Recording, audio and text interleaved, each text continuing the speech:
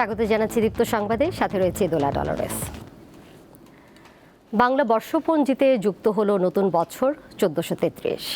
সব ভয়কে উপেক্ষা করে এবার ছায়ানটের বর্ষবরণের মূল ভাবনা চিত্ত জেথা ভয়শূন্য উচ্চ জেথা শির।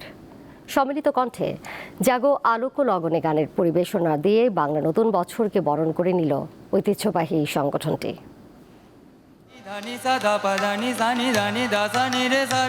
রমনার বটবৃক্ষের ছায়াতলে প্রভাতের প্রথম আলোর সাথে নতুন বছরকে স্বাগত জানালো ছায়ানট।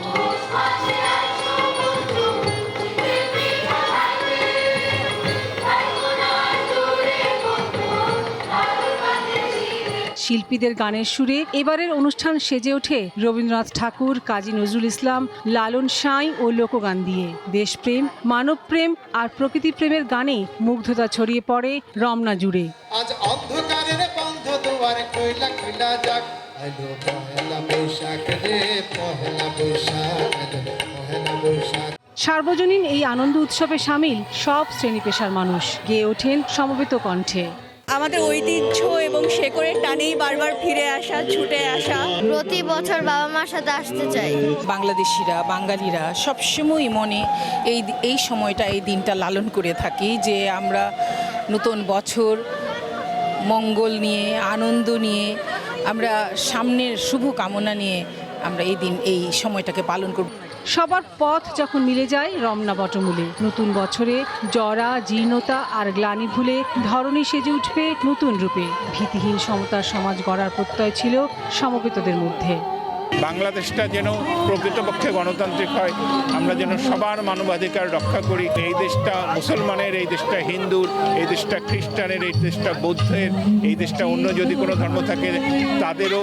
ছায়ানটের সভাপতি সংস্কৃতি কথনে নির্ভয়ে গান গাইবার আহ্বান জানান। কাছে অভয় বাণী শুনতে চাই, আমরা যেন নির্ভয়ে গান গাইতে পারি।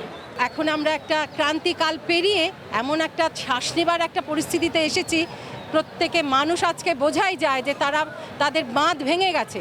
তারা খুব স্বতঃস্ফূর্তভাবে এই অনুষ্ঠানে আসতে পেরেছেন। পহেলা বৈশাখ বাঙালির চিরন্তন সংস্কৃতির ধারক ও বাহক। এই ঐতিহ্য যেন কালের স্রোতে হারিয়ে না যায়, এমন চাওয়াই সবার। সংস্কৃতি বিরোধী সব অপশক্তি আর বাধা বিপত্তিকে তুচ্ছ করে বরাবরের মতো সুরের মূর্ছনায় জেগে উঠেছে রমনা বটমূলে। ছায়ানটের এই প্রভাতী আয়োজন কেবল নতুন বছরকে বরণ করে নেয়াই নয়, বরং গানে গানে ধ্বনিত হচ্ছে মানবতার জয়গান। পেছনের সব জীর্ণতাকে দূরে ঠেলে নতুন বছরে বাঙালির যে পথচলা শুরু হলো তা অব্যাহত থাকবে আজীবন। 1433 বঙ্গাব্দ বরণের এই বর্ণিল আয়োজন থেকে লাবণী গুহ, দীপ্ত সংবাদ, ঢাকা। গণতন্ত্র পুনরুত্থানের বার্তা দিয়ে অনুষ্ঠিত হলো ঢাকা বিশ্ববিদ্যালয়ের চারুকলা অনুষদ থেকে শুরু হওয়া বৈশাখী শোভাযাত্রা। সকাল 9টার কিছু পর চারুকলার সামনে থেকে এই শোভাযাত্রা শুরু হয়। শোভাযাত্রার শুরুর দিকে ছিল অশ্বারোহী, তারপর পর্যায়ক্রমে আইন শৃঙ্খলা রক্ষাকারী বাহিনী, বাংলাদেশের পতাকা হাতে শিক্ষার্থী, রোভার স্কাউট, প্রক্টোরিয়াল টিম, সবশেষে শোভাযাত্রার প্রধান ব্যানার। এবারের 5টি প্রধান প্রতীক বা মোটিফ রাখা হয়। এগুলো হলো মোরগ, হাতি, পায়রা, দোতারা ও ঘোড়া। শোভাযাত্রায় ঢাকা বিশ্ববিদ্যালয়ের শিক্ষক, শিক্ষার্থী, কর্মকর্তা, কর্মচারী ছাড়াও সর্বস্তরের মানুষ অংশগ্রহণ করেন।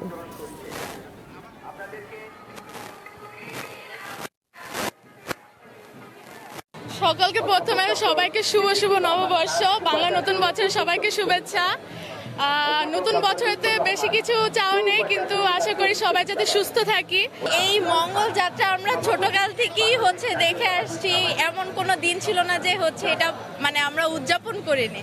তো প্রতি বছরই এখানে আসা হয়, খুবই খুবই খুবই আনন্দ লাগে। জাতি, ধর্ম, বর্ণ নির্বিশেষে যে আমরা বাংলাদেশে এই নববর্ষ উদযাপন করি, এটা আমার কাছে ভীষণ ভালো লাগে। বৈশাখ তো বৈশাখী, আমাদের সবার মনে আনন্দ থাকা উচিত। সবাই মিলে একসাথে সংস্কৃতি আমরা সবাই একসাথে নববর্ষ পালন করছি। আগেও যেরকম করে পালন করতাম, এখনো সেই একই। প্রধানমন্ত্রী তারেক রহমান বলেছেন, দেশে কৃষির সাথে অন্তত 40% মানুষ জড়িত। কৃষক ভালো থাকলে দেশ ভালো থাকবে। দুপুরে টাঙ্গাইলের শহীদ মারুফ স্টেডিয়ামে কৃষক কার্ড প্রদান কর্মসূচির উদ্বোধনী অনুষ্ঠানে দেয়া বক্তব্যে তিনি এমন মন্তব্য করেন। সরকার প্রধান তার বক্তব্যের শুরুতে বাংলা নববর্ষের শুভেচ্ছা জানান। এরপর আরও বলেন, বর্তমান সরকারের লক্ষ্য হচ্ছে দেশের মানুষের ভাগ্য উন্নয়ন। কৃষক কার্ড বিএনপির নির্বাচনী প্রতিশ্রুতিগুলোর মধ্যে অন্যতম। আজ চালু হওয়া কৃষক কার্ড প্রাথমিক পর্যায়ে 11টি উপজেলায় 22,065 জনের হাতে তুলে দেওয়া হয়েছে। এই কার্ডের মাধ্যমে কৃষক কমপক্ষে 10টি সুবিধা পাবে।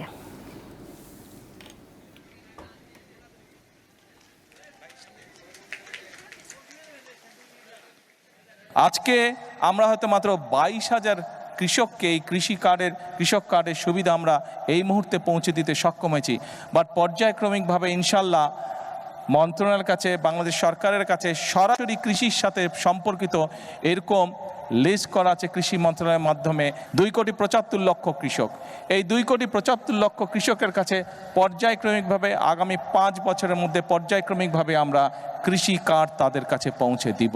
আমাদের লক্ষ্য হচ্ছে দেশের উন্নয়ন, আমাদের লক্ষ্য হচ্ছে দেশের মানুষের ভাগ্যের পরিবর্তন। সেজন্যই আমরা বলে থাকি, করব কাজ গর্ব দেশ। সবার আগে কে? সবার আগে বাংলাদেশ। কুমিল্লায় চাল বোঝাই একটি ট্রাক নিয়ন্ত্রণ হারিয়ে খাদে পড়ে অন্তত 7 জন নিহত হয়েছেন। ভোরে ঢাকা চট্টগ্রাম মহাসড়কের দাউদকান্দি উপজেলার হাসানপুর এলাকায় এই দুর্ঘটনা ঘটে। পুলিশ জানায়, দিনাজপুর থেকে চাল বোঝাই একটি ট্রাক চট্টগ্রামের দিকে যাচ্ছিল। এই সময় হঠাৎ নিয়ন্ত্রণ হারিয়ে ট্রাকটি সড়কের নিচে পড়ে যায়। এতে ট্রাকের ওপরে থাকা কমপক্ষে 13 জন চাপা পড়েন। ঘটনাস্থলেই 7 জন নিহত এবং আহত হন 6 জন। নিহতরা সবাই দিনাজপুরের বাসিন্দা।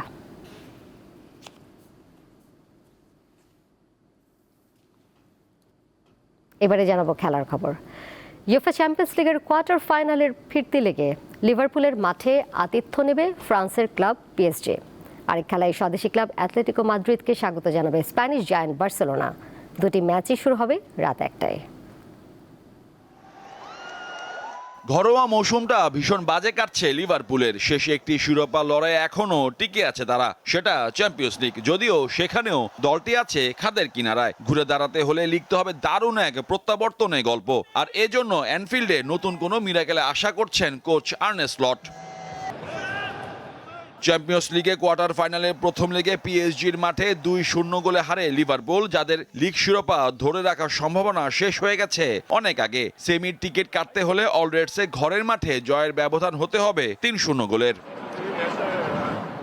লিভারপুলের আঙ্গিনা, অ্যানফিল্ডের আবহ যে কোনো প্রতিপক্ষের জন্যই খুব চ্যালেঞ্জিং। অতীতে এর প্রমাণ বহুবার পেয়েছে ফ্রান্সের ক্লাব পিএসজি। জোড়া গোল ব্যবধানে এগিয়ে থাকা ফরাসি ক্লাবটি জিতলে বা ড্র করলে তো বটেই, 1 গোলে ব্যবধানে হারলেও শেষ 4-এ উঠবে তারা। সবশেষ মৌসুমে শেষ 16তে দু দলের দেখায় টাই ব্রেকে জিতে পরের রাউন্ডে উঠে প্যারিসিয়ানরা। স্প্যানিশ জায়ান্ট বার্সেলোনারও অগ্নি পরীক্ষার ম্যাচ। চ্যাম্পিয়ন্স লিগে টিকে থাকতেই স্প্যানিশ পরাশক্তিকে কোয়ার্টার ফাইনালে দ্বিতীয় লেগে শুধু জিতলেই চলবে না, মেলাতে হবে গোলের হিসাবও। গত সপ্তাহে ঘরের মাঠে স্বদেশি প্রতিপক্ষ অ্যাটলেটিকো মাদ্রিদের কাছে 2-0 গোলে হেরেছে কাতালান ক্লাবটি। ইয়ামান লেভানদে তাই বড় কিছু করার উপলক্ষ বলা যায়। অন্যদিকে দিয়েগো সিমিওনে অ্যাটলেটিকোর ভয় ধারাবাহিকতার অভাব। বার্সাকে নু ক্যাম্পে হারিয়ে আসার পর লা লিগা দলটি হেরেছে সেভিয়ার কাছে। এর আগে ইউরোপের শ্রেষ্ঠত্বের আসরে দুবারের দেখায় দুবারই বার্সাকে কোয়ার্টার ফাইনাল থেকে বিদায় করেছে তারা। মোহাম্মদ হাসিব, দীপ্ত স্পোর্টস। দীপ্ত সংবাদ এখনকার মতো শেষ করছি। পরের সংবাদ দেখবেন বিকাল 5টায়।